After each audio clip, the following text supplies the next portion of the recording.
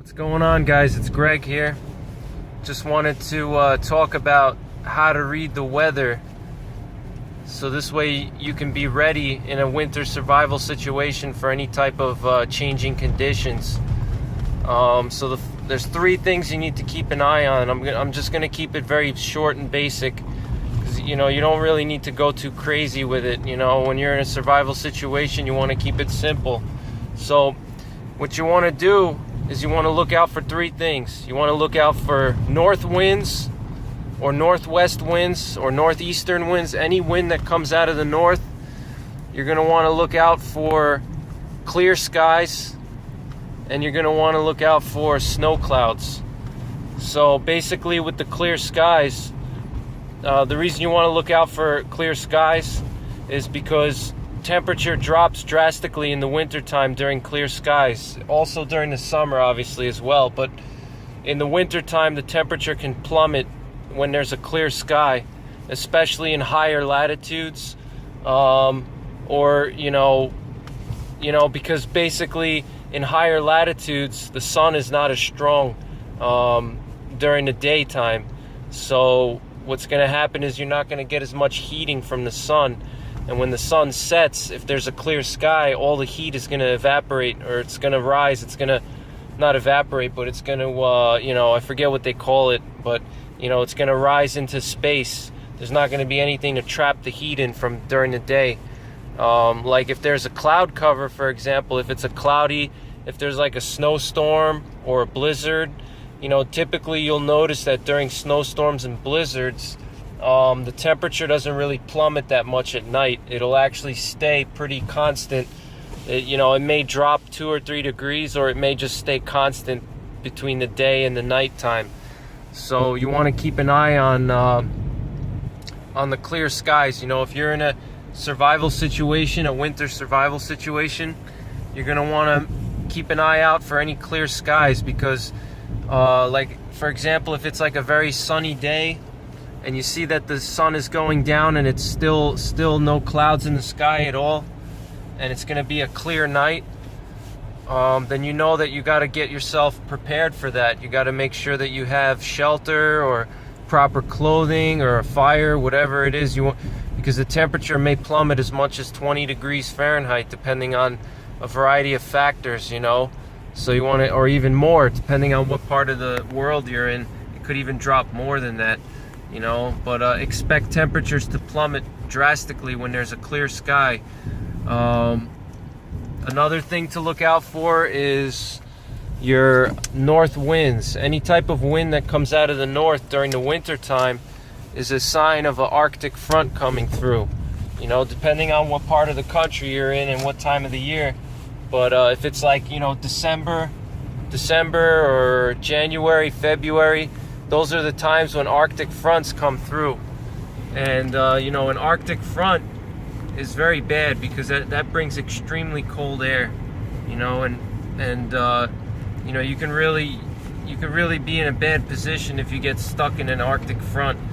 So if there's any wind that's coming out of the north, that's a sign that an Arctic front is coming through. So you want to always keep an eye on the wind. And you want to monitor the wind, and you want to know which direction the wind is coming from.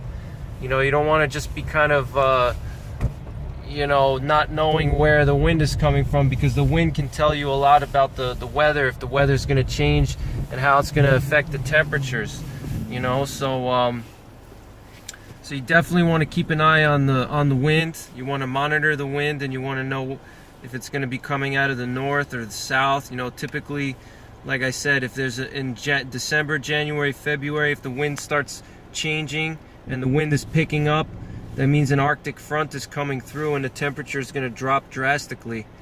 Same thing even like in the fall time, there could be a very cold front, like in October, or even in this early spring, October, November, or March or April, you may have cold fronts that are almost like an Arctic front, and they bring cold air, and the temperature can drop, into the 20s or teens, over the course of 12 hours, so you want to be prepared for that. You want to know what's going on with the wind, because that's going to tell you how the weather's going to change, you know.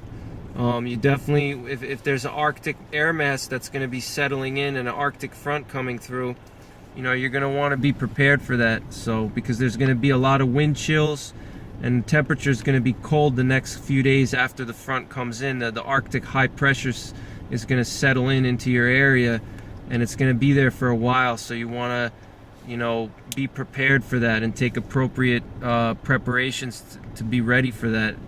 And then another thing is your snow clouds. You know, if you ever go out, do yourself a favor, and next time there's a snowstorm, you know, go outside and look at the sky, and you'll see how the way the clouds look when the snow is coming in. The clouds, they're overcast clouds, but they have a certain look to them. They're kind of dense, and they're kind of puffy, and they're very low in the sky. You know, they're very, especially like the biggest thing that I can tell if it's going to be a snow cloud is if they're very low in the sky. You know, the clouds look like they're really low, and they're very thick, you know, and you can just tell that there's going to be a snowstorm. So, you know, keep your eye out for those three things, you know, clear sky, north winds, and you know, and snow clouds. So keep an eye on those three things. They could save your life if you're in a winter survival situation. And thanks for watching. I'm gonna make another part 3, and I'm gonna continue on with the series. I'm gonna make a few more parts. I'm gonna go outside into the snow, and I'm gonna do a few field exercises for you guys so you can see what to do. You know, I'm gonna make snow shelters. Next time I have a big snowstorm, I'm gonna make a snow shelter. I'm gonna show you guys some quick snow shelters that you can make if you're stuck in an area, you know, if you're stuck in an area where there's a blizzard and you got a shelter in place during the blizzard. If it's very windy, you know, you don't want to be stuck out in the open. You want to get some kind of shelter until the storm passes, or the wind passes, the wind dies down. So I'm gonna show you guys how to make some quick shelters using your environment with minimal effort and minimal time. You know, you don't want to get too elaborate with your shelters. You want to keep your shelters simple, so you're saving your calories. Because if you really go crazy with the shelters, you're burning a lot of energy, and it's just an unnecessary time. So you want to keep your shelters as simple as possible, as quick to take up, you know, quick to build and quick to take down. And you don't want to be spending a lot of time on them. You want something that you can make in a hurry, because if the weather is changing and you're stuck in a survival situation, you know, a snowstorm can come in very quickly. You know, you're not going to have much time to build a shelter before the snow and the wind come through. You're not going to have, you know, 7 or 8 hours, you know, to build a elaborate shelter, or even 2-3 hours, and you're going to waste energy. So you want to use your environment to your advantage. You know, there's a lot of natural shelters out there that nature provides for you, that you don't really have to build anything. You just have to use what nature provides and augment it a little bit, you know. So, you know, like what the animals do, if you watch the animals, they make shelters in dense pine forests and in conifers. It's like a natural shelter. So I'm going to show you guys some quick shelters, and then I'm also going to show you guys some fire starting. How to start a fire in a snowy conditions. If you have to start a fire, I'm going to show you guys things to look out for, how you can quickly start a fire. Alright, so thanks for watching, and I look forward to making those other videos. I'm really excited for that. Alright, take care, guys.